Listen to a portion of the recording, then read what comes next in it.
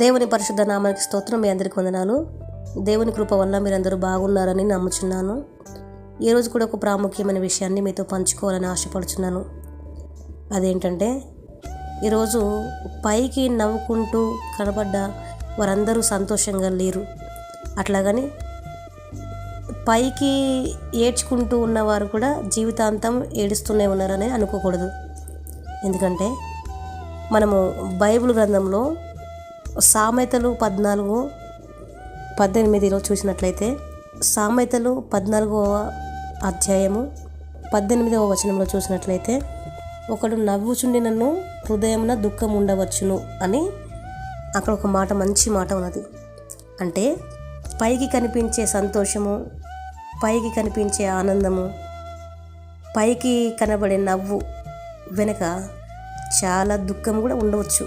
అంటే కొంతమంది చెప్పుకోవడానికి ఇష్టపడరు, కొంతమంది బయటపడరు అంత సాధారణంగా. కానీ కొంతమంది అట్లా కాదు, లోపలనే బాధపడుతూ ఉంటారు, లోపలనే దాని గురించి ఆలోచిస్తూ ఉంటారు, లోపలనే కుమిలిపోతూ ఉంటారు, లోపలనే కన్నీరు గారుస్తూ ఉంటారు. కానీ పైకి మాత్రము నవ్వుకుంటూ కనిపిస్తారు. కానీ హృదయంలో మాత్రము ఎంత దుఃఖపడాలో, ఎంత మదన పడాలో, ఎంత బాధపడాలో అంత బాధపడుతూ ఉంటారు. అందుకే సామెతల్లో ఆ చక్కటి మాట మనకు రాయించబడి ఉన్నది. దీనికి ఒక ఎగ్జాంపుల్ మీకు చెప్తాను. ఒక ప్రభుత్వ ఆసుపత్రిలో రాము అనే డాక్టర్ గారికి ఫోన్ వచ్చింది. ఏమని అంటే, అర్జెంటుగా మీరు ఆ హాస్పిటల్కి రావాలి, ఒక అపెండిక్స్ ఆపరేషన్ చేయాలి అని చెప్పి నర్సు ఫోన్ చేసి చెప్పింది. అయితే ఆ డాక్టర్ వెంటనే, అది విన్న వెంటనే ఆయన ఎంత త్వరగా రాగలడో అంత తొందరగా ఆసుపత్రికి వచ్చిండు. ఈలోపు ఆ ఆపరేషన్ అవ్వాల్సిన అబ్బాయి వాళ్ళ నాన్న హాల్లో హడావిడిగా అటు ఇటు కంగారుగా తిరుగుతున్నాడు. అప్పటికి ఈ రాము అనే డాక్టర్ గారు వచ్చారు. అతన్ని చూడగానే తండ్రికి చాలా కోపం వచ్చింది. ఎందుకంటే నా కుమారుడు ఇంతగా నొప్పితో బాధపడుతుంటే మీరు ఇంత లేటుగా వస్తారు అన్నట్టుగా ఆయన ఫ్రస్ట్రేషన్లో చాలా ఇబ్బంది పడుతూ, చాలా బాధగా, ఆవేశంగా, రోషంగా, ఆక్రోషంగా ఆ డాక్టర్ గారి మీద అరుస్తూ ఉంటాడు. కానీ ఇక్కడ డాక్టర్ గారి తప్పు కూడా లేదు. ఎందుకంటే అతను ఎంత తొందరగా రావాలో అంత తొందరగా రావడానికి ట్రై చేశారు, వచ్చారు కూడా. ఎప్పుడో మీకు ఫోన్ చేస్తే మీరు ఇప్పుడా రావడం? మా అబ్బాయి కడుపు నొప్పితో ఎంత బాధపడుచున్నాడు, మీకు బాధ్యత ఏమీ లేదా అని గట్టిగా డాక్టర్ గారి మీద అరిచారు. అయితే అప్పుడు డాక్టర్ గారు అన్నారు కదా, నన్ను క్షమించండి, ఫోన్ వచ్చిన వెంటనే నేను బయలుదేరి వచ్చాను, మీరు కాస్త నెమ్మదిగా కూర్చుంటే నా పని నేను ప్రారంభిస్తాను అన్నాడు.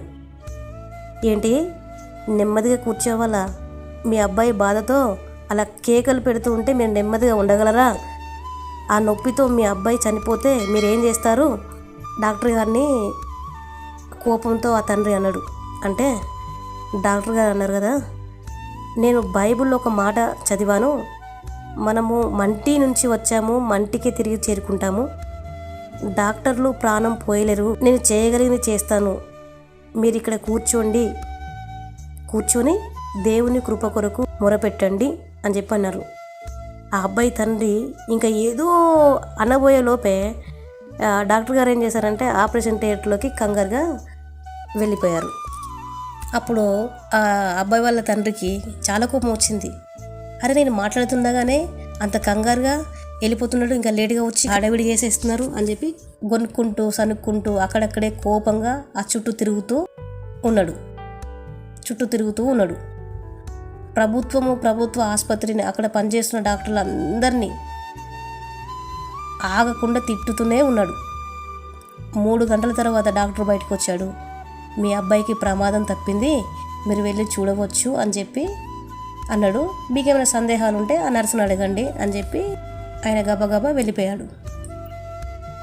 అది చూసి వాళ్ళ అబ్బాయి వాళ్ళ తండ్రి అంటున్నారు, ఏమిటంత కంగారు మీకు?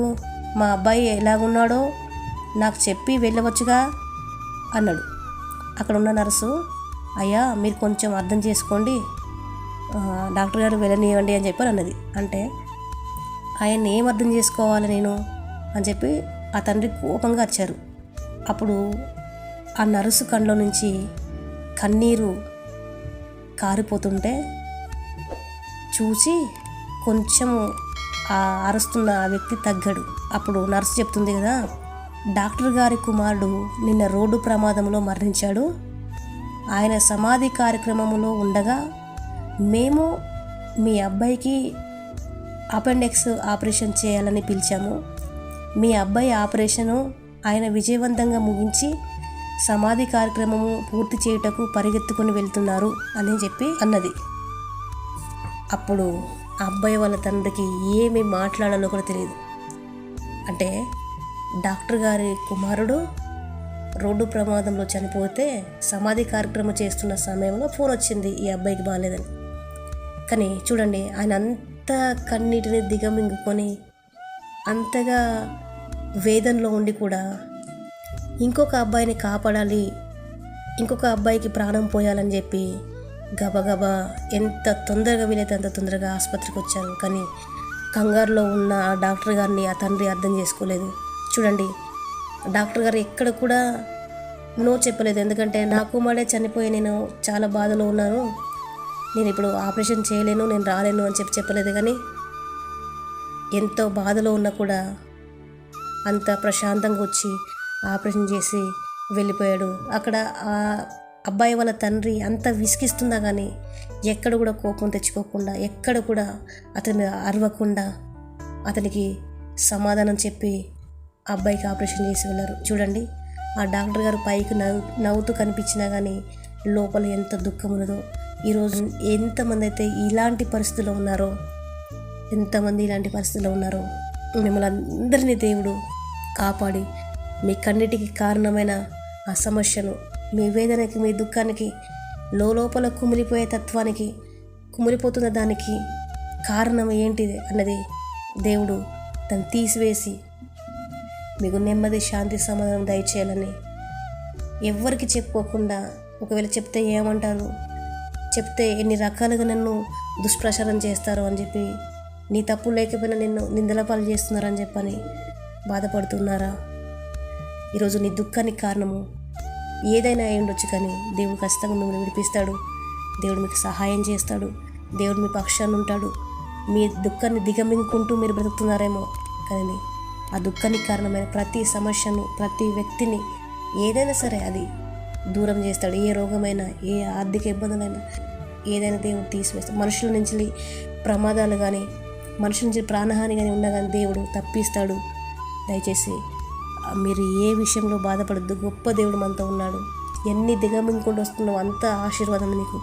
ఎంతగా కుమిలిపోతున్నావో, ఎంతగా నలిగిపోతున్నావో, ఎంతగా దేవునికి మొరపెడుతున్నావో అంతగా దేవుడిని దీవిస్తాడు, ఆశీర్వదిస్తాడు, ఉన్నతమైన స్థానంలో దేవుడు ఉంచుతాడు. కాబట్టి అధైర్యపడవద్దు. దేవుడు గొప్ప మేలు మీ జీవితంలో చేస్తాడు. దేవుడు చేయాలనుకున్నది ఖచ్చితంగా మీ జీవితంలో చేసి చూపిస్తాడు అనే ఈ నిరీక్షణతో ముందుకు సాగండి. ఈ డాక్టర్ గారి వల్లే ఎంత బాధలు ఉన్నా, ఎంత కష్టంలో ఉన్నా కానీ ఎదుటి వాళ్ళకి సహాయం చేయాలి.